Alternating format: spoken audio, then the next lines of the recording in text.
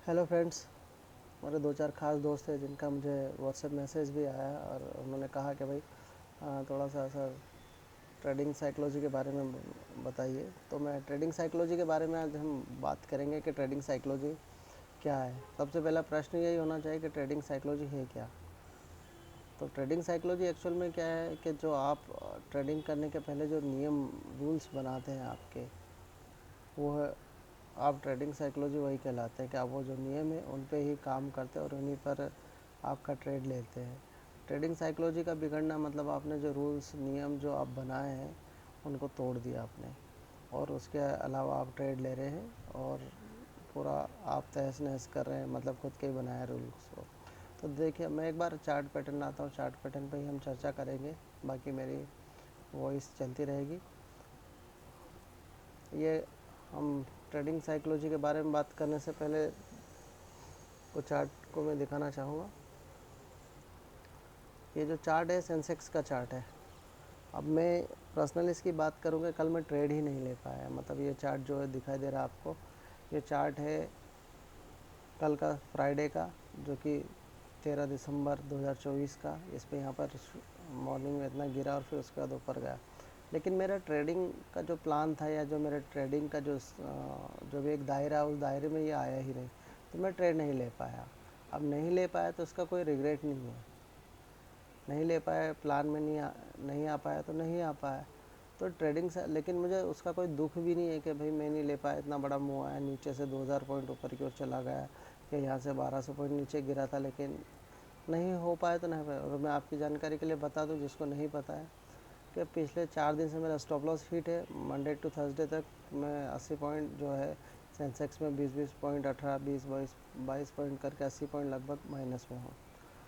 तो इस हफ्ते मेरा मतलब लॉस भी, स्टॉप लॉस 4 बार हिट हुए, लेकिन उसके बावजूद भी ट्रेडिंग साइकोलॉजी मेरी बिगड़ी नहीं है। उसका रीज़न है कि काफ़ी समय से मैं उस पर काम कर रहा हूँ और उसको बनाने में बहुत समय लगा, क्योंकि बिगड़ती है सुधरती है, बिगड़ती है फिर सुधरती है, तो ऐसा हो जाता है। तो आपको आपके रूल्स बनाना है। और आपको ट्रेड करने के लिए देखिए, सबसे पहले तो जो बिगिनर्स आते हैं या जो लॉस मेकिंग ट्रेडर्स हैं, उनके लिए मैं एक बहुत अच्छी बात बोलूँगा कि भाई आप जो जितनी मेहनत कर रहे हैं उसके लिए आपको पहले तो ये है कि आपकी साइकोलॉजी को डेवलप करना बहुत ज़रूरी है। आपको अगर जानकारी हो गई तो वहाँ तो बहुत अच्छा है। आप जो काम कर रहे हैं, चाहे आप इंट्राडे ट्रेडर हो या फिर स्विंग ट्रेडर हो या पोजिशनल ट्रेडर हो, तो आपको जो भी कर रहे हैं आपको पहले उसकी जानकारी होना चाहिए, उसका जो है सीखना चाहिए, ज्ञान होना चाहिए, तभी आप ट्रेड करें तो बेहतर होगा। अदरवाइज़ अगर किसी की टिप्स वगैरह पे काम करे तो वो बिल्कुल बंद कर दीजिए, क्योंकि टिप्स वगैरह का पे काम करना के मतलब कि दूसरे के ही उस पे काम करना है, आपका अपना कुछ नहीं है, तो वो कब तक चलेगा। तो अगर आप सबसे पहले, तो आप जो भी सीख रहे हैं सबसे पहले आप स्टॉक मार्केट में आए तो कुछ चीज़ें बेसिक जो जानकारी है, चार्ट पैटर्न है, कैंडल स्टिक पैटर्न जिसको हम बोलते हैं बेसिकली, उनको आप कैंडल स्टिक पैटर्न को समझिए।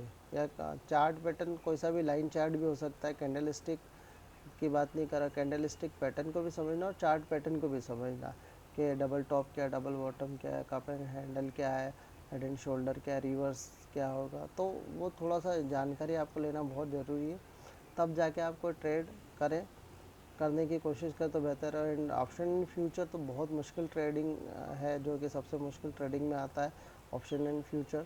तो ऑप्शन इन फ्यूचर के लिए मैं कुछ छोटी सी चीज़ बोलूँगा कि 2-4 चीज़ की जानकारी आपको होना चाहिए कि आप जिस भी आप प्राइस का प्रीमियम ले रहे हैं या जो पर्टिकुलर स्ट्राइक प्राइस का है, आपको स्ट्राइक प्राइस का पता होना चाहिए। आपको डेल्टा क्या है, थीटा क्या है, एटलीस्ट 2 चीज़ें, गामा वेगा या दूसरा तो आप रो छोड़ दीजिए, लेकिन आप डेल्टा और थीटा के बारे में आपको जानकारी होना बहुत ही महत्वपूर्ण है।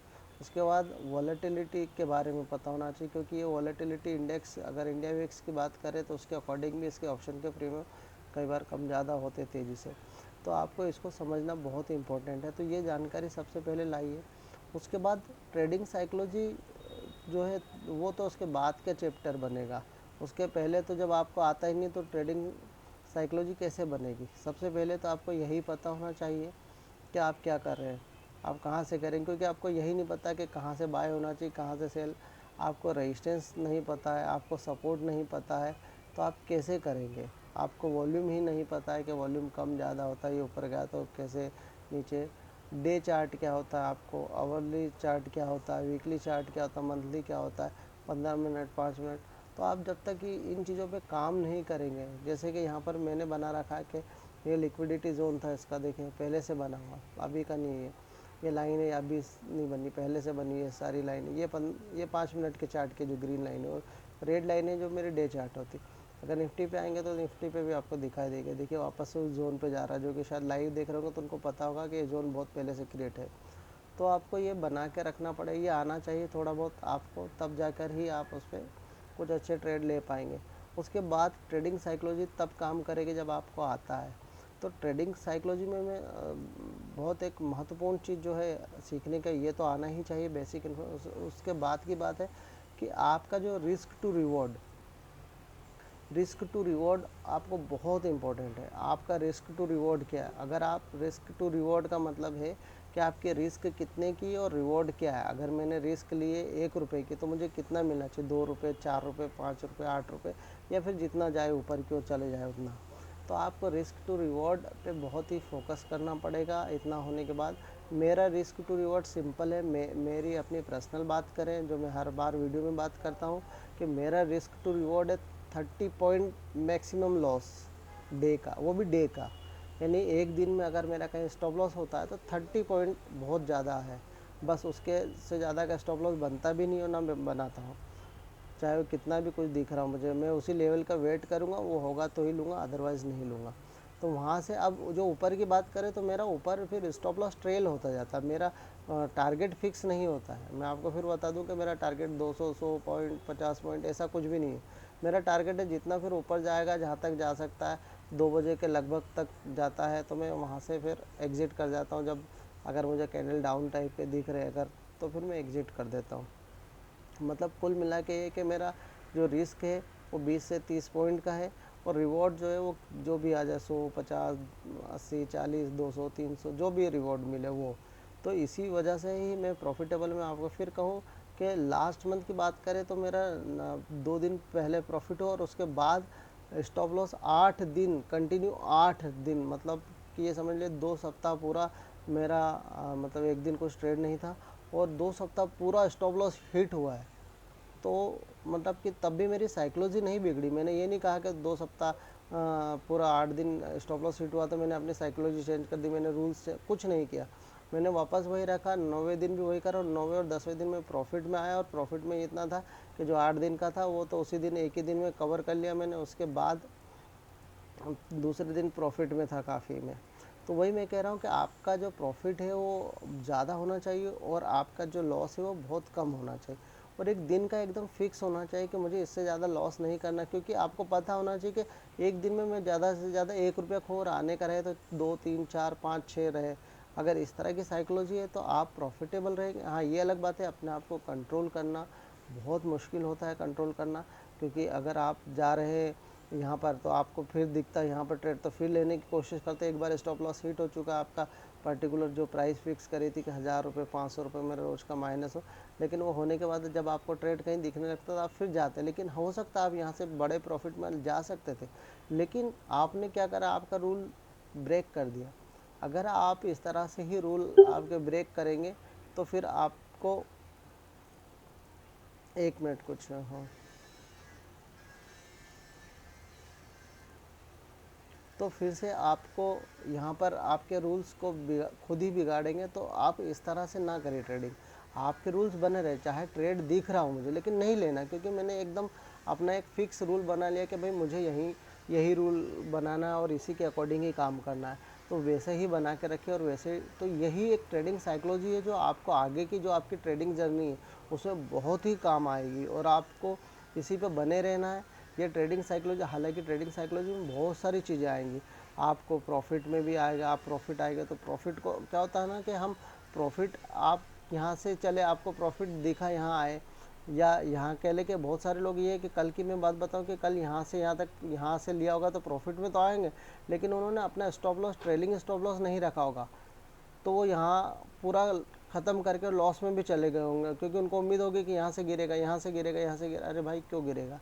आपने जब यहाँ से थे तो यहाँ तक आया जब, तो आपने स्टॉप लॉस क्यों नहीं ट्रेल करा? जब यहाँ से यहाँ आए तो उसके बाद यहाँ नीचे की ओर आ गए तो आपका स्टॉप लॉस ये होना था। जब यहाँ से ये नीचे आए तो आपका स्टॉप लॉस यहाँ कहीं होना था। तो आपका स्टॉप लॉस कैरी करते तो आपको व्यवस्थित होना चाहिए ना, आपका स्टॉप लॉस आपको कैरी करना चाहिए स्टॉप लॉस को आपके।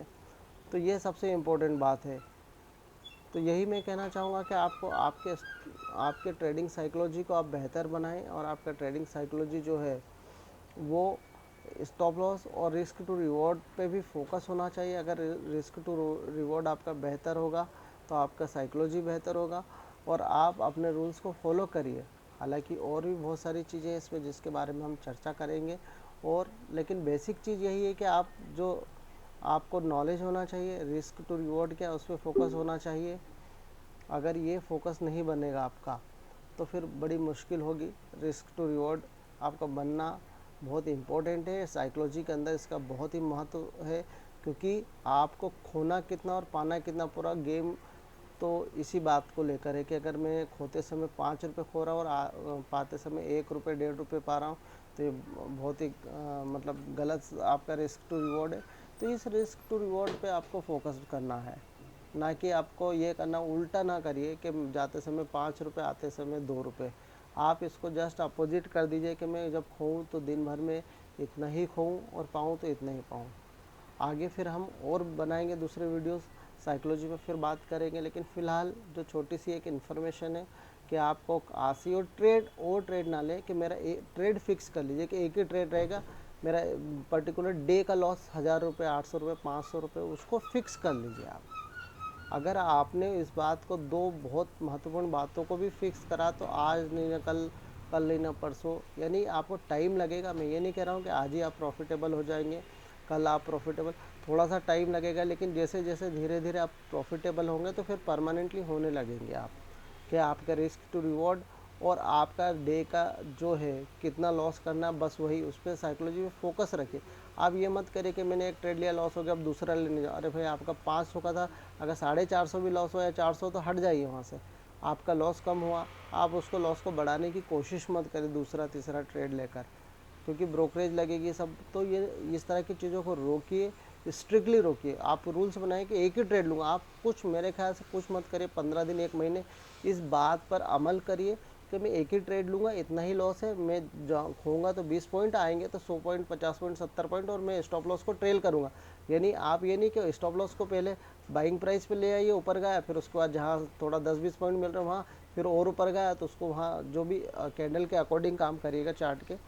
थोड़ा सा वो आप ऑनलाइन आएंगे रेगुलर तो आपको पता चलेगा कैसे काम करना है। तो उस पर आप ट्रेल करते जाएंगे तो हो सकता है आप खोते समय 20 रुपये और आते समय 200 रुपये मिल रहे, तो आपको 10 गुना भी मिल सकता। 100 रुपये मिले तो 5 गुना है, ऐसे 80। तो आपको ऐसे धीरे धीरे धीरे धीरे धीरे छोटे छोटे प्रॉफिट, छोटे छोटे उसमें जाएंगे तो आपका प्रॉफिटेबल होते जाएंगे।